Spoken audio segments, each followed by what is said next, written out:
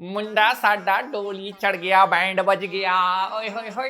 ये गाना हम कब गाते हैं? जब हमें गे रिलेशनशिप का मजाक उड़ाना होता है, because we think it's funny, we think इसका मजाक उड़ाना ही चाहिए। ऑफ कोर्स उसके पीछे मूवीज, बुक्स, सोसाइटी सब जिम्मेदार है। तो आज इस वीडियो के जरिए इस टॉपिक को समझने की कोशिश करते हैं। खबर यह है कि अमृतसर की गे प्राइड परेड हो गई है कैंसिल, क्योंकि बहुत सारे लोगों ने इसे सोसाइटी, कल्चर, रिलीजन के ऊपर हमले की तरह देखा। तो इस वीडियो में हम बात करेंगे सबसे पहले तो प्राइड परेड होता क्या है, सिख कम्युनिटी के किसी शख्स से बात करेंगे कि उनका इस पर क्या ओपिनियन है, एक टर्बन यानी पगड़ी वाले एक सिख गे व्यक्ति के भी ओपिनियंस हम लेंगे। Then we'll talk about if there is any solution to this. मतलब कम्युनिटी कह रही है कि हमें अपनी सेक्सुअल आइडेंटिटी सेलिब्रेट करनी है, लेकिन रिलीजन और कल्चर और सोसाइटी वाले कह रहे हैं कि नहीं, ये हमारे लिए खतरा है। तो how do we strike that balance? And in the end some harsh truths and of course my opinion. So sit back. खबर बाय द झुमरू की नई वीडियो में आपका बहुत बहुत स्वागत है। मेरा नाम है अरुण। इस वीडियो को चैप्टर्स में डिवाइड किया गया है। अगर एक चैप्टर जिसके बारे में ऑलरेडी आपको नॉलेज है वो आपको नहीं देखना, तो दूसरे चैप्टर पर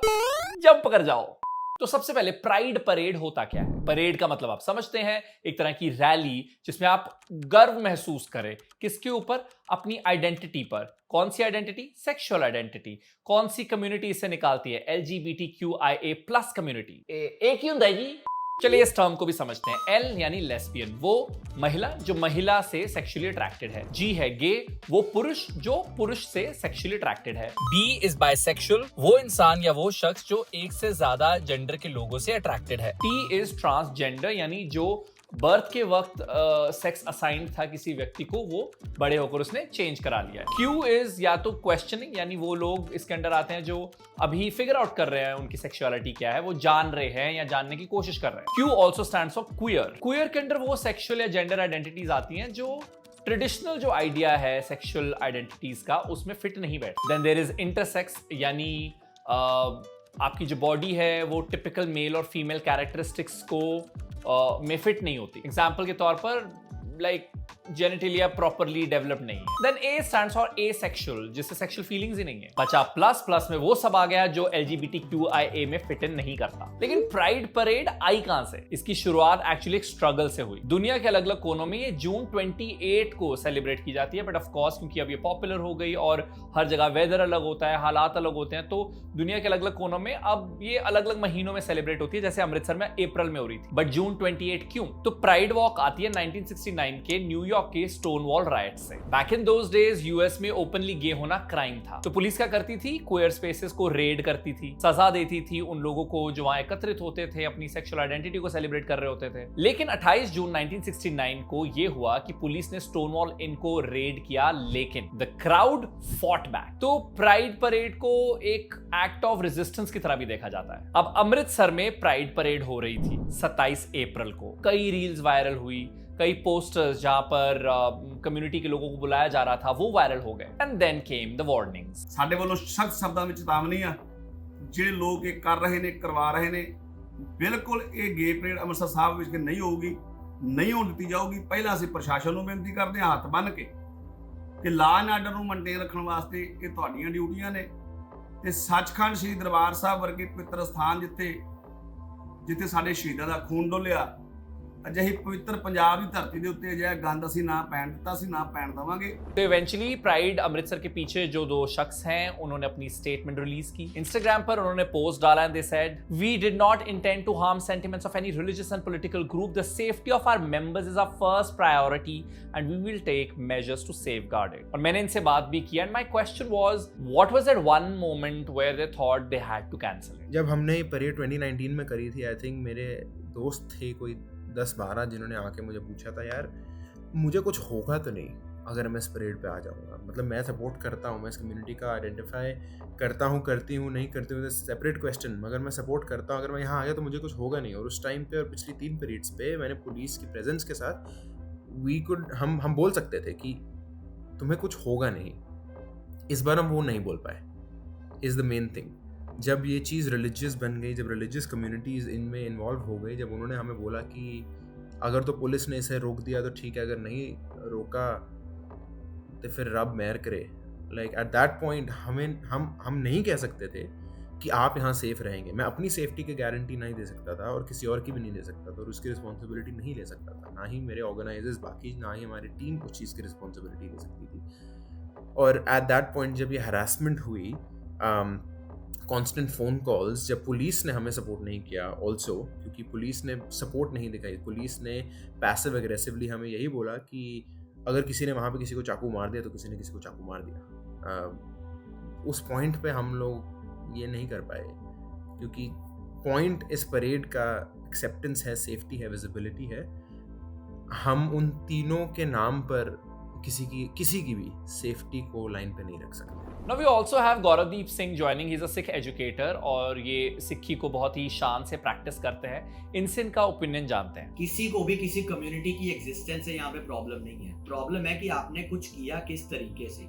जब आप प्राइड परेड की बात करते हो, 5 साल से आप कर रहे हो, लोग एग्जिस्ट करते हैं, हर तरह के लोग एग्जिस्ट दुनिया में करते हैं, किसी ने कोई प्रॉब्लम नहीं क्रिएट की। 5 साल से भी आप कर ही रहे थे, ऐसे तो बैकलैश कभी नहीं मिला। इस बार क्यों? क्योंकि आपने जानबूझ के, जब आप एक कम्युनिटी को टारगेट करके करते हो, एक रिलीजन को टारगेट करके करते हो, सिख गे मैंने तो कभी नहीं सुना, हिंदू गे, मुस्लिम गे, क्रिश्चियन गे। जब आप किसी को टारगेट करके करोगे तो आपको बैकलैश मिलेगा। या आप एक रील भी ऐसी बनाओगे जिसमें आप देखोगे पंजाबी आगे हुए, फिर आप उस रील में 2-3 टर्बन लोगों को दिखाओगे, जानबूझ के बार बार हाईलाइट करोगे, आप कम्युनिटी को टारगेट कर रहे हो। सेकेंडली, आप जिस जगह पे रह रहे हो उस कल्चर को आपको समझ के चलना पड़ेगा।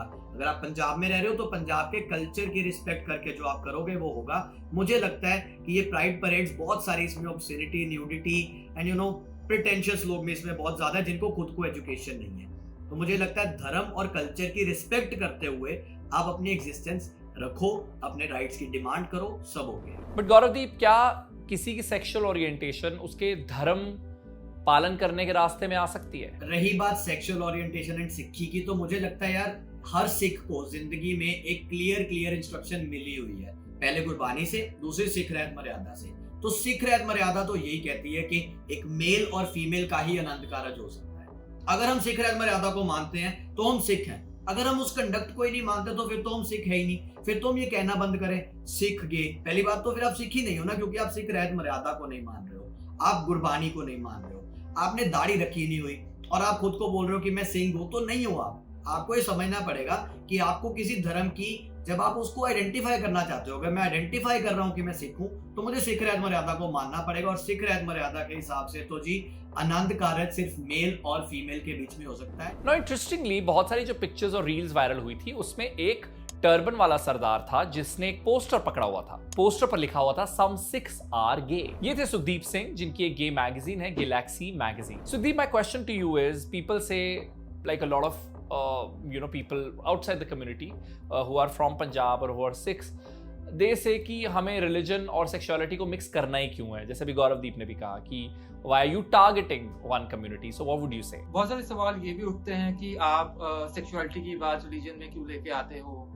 तो उनके लिए मैं यही कहना चाहूंगा कि रिलीजन और मैं जितना एक सिख पर्सन हूँ उतना ही सेक्सुअलिटी मेरा पार्ट है। वो रिलीजन और मेरी सेक्सुअलिटी दोनों ही मेरे वजूद का हिस्सा है।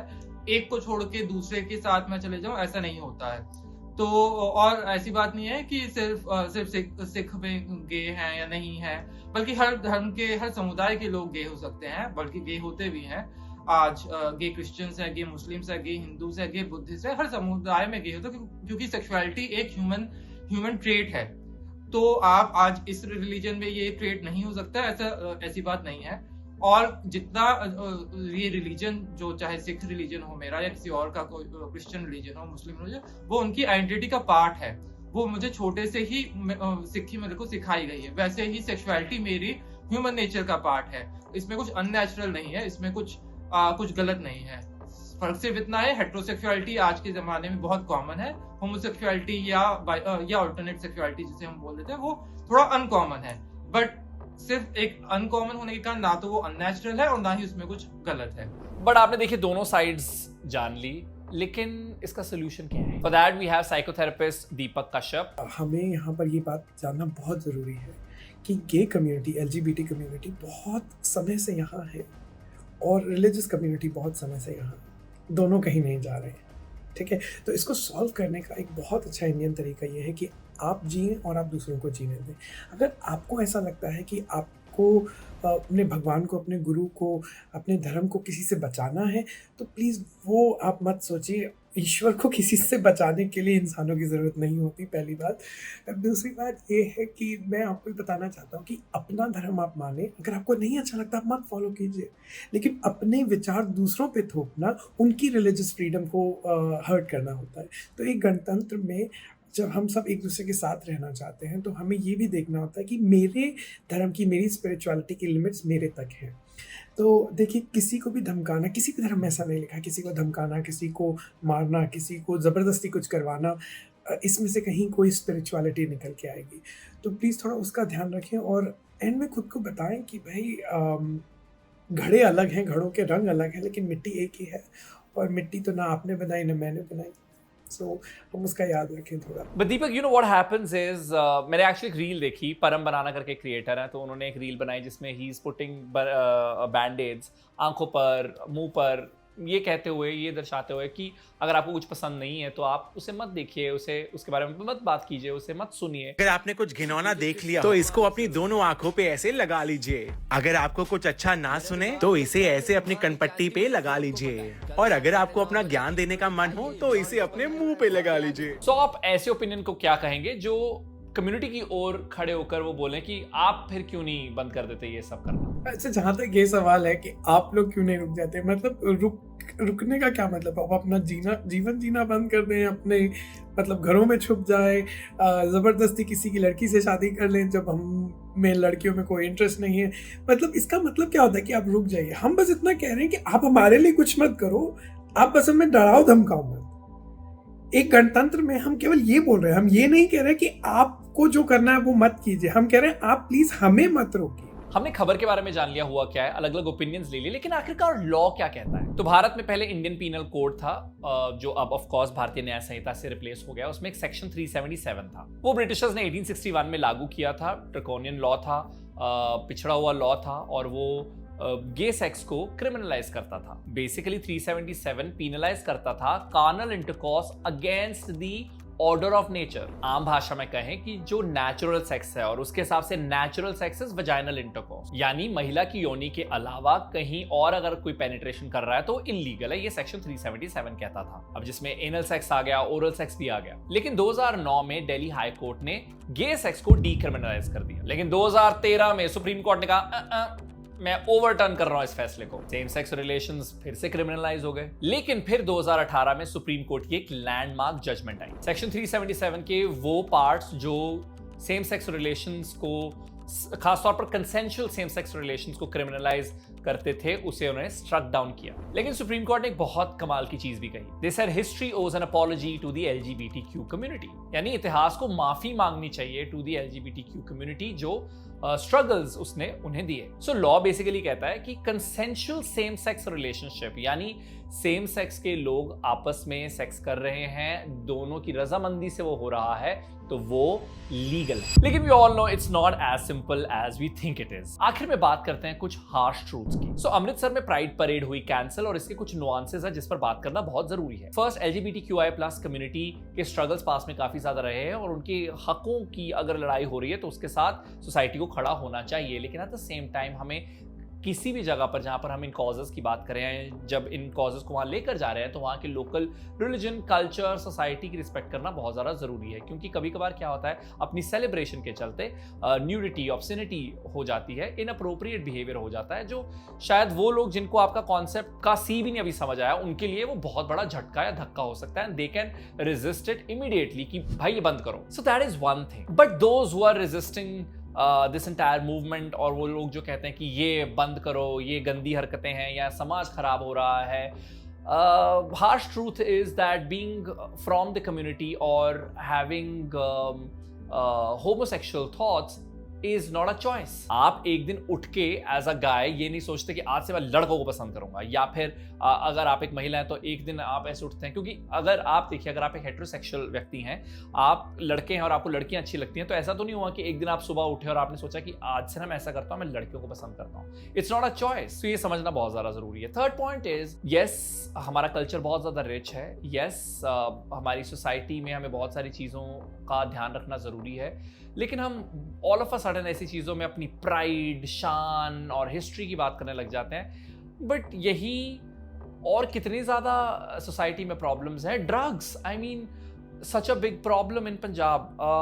Where does our rich culture, history and society and values go? Why aren't we working against that? Why aren't we issuing death threats against those who are peddling drugs? Not that I'm saying that violence is an answer to anything. It is not.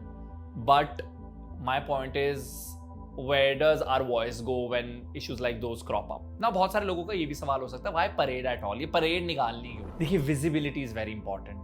आज अगर ये struggle हो रहा है या pride parade cancel करनी पड़ रही है, उसके पीछे की वजह ये है कि सेंसिटाइज नहीं है सोसाइटी. पता ही नहीं है कि इसकी सच्चाई क्या है, इस कम्युनिटी की सच्चाई क्या है, इनकी वर्किंग क्या है, इनकी लिविंग क्या है, ABCD ही नहीं पता LGBTQ की.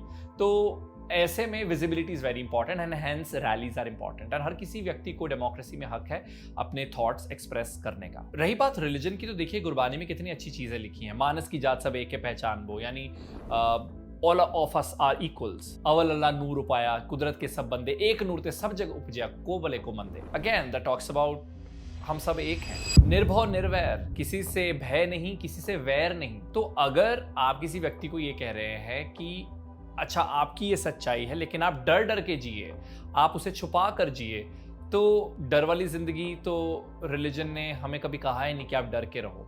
हमें तो कहा है कि बिना खौफ के जियो. और निर्वैर, आप किसी से वैर ना रखें. आप किसी को अगर डेथ थ्रेट इशू कर रहे हैं तो किसकी भलाई हो रही है उसमें. Having said that, I understand हर किसी की सच्चाई अलग है और दूसरे की सच्चाई समझना बहुत ज़्यादा मुश्किल है. तो वो लोग जो रिलीजन के बहुत करीब हैं या जो होमोसेक्सुअलिटी को नहीं समझते, तो मैं ये नहीं कह रहा कि नहीं आप समझिए और आप सब कुछ एक्सेप्ट कर लीजिए. I am just saying let's have a conversation, understand it. I respect that a lot of people don't get it and I don't blame them. It's absolutely fine. तो इसीलिए मैंने कहा कि कम्युनिटी को भी ये समझना जरूरी है कि लोकल रिलीजन, कल्चर, सोसाइटी की रिस्पेक्ट करें, वेयर एज सोसाइटी को भी ये समझना जरूरी है कि जैसे दीपक ने कहा, ये कहीं भी जाने नहीं वाला है. रिलीजन यहाँ रहने वाला है, ये कम्युनिटी यहाँ रहने वाली है. सो हमें एक दूसरे को समझना होगा. Send this video to somebody who really needs to समझो इट. इस वीडियो को प्यार दें, लाइक करें, अपने लव्ड वंस के साथ शेयर करें और एक कॉन्वर्सेशन करना बहुत ज़्यादा जरूरी है. वही एक सोल्यूशन है, वो करें. आप सब्सक्राइब नहीं करते, मैंने देखा,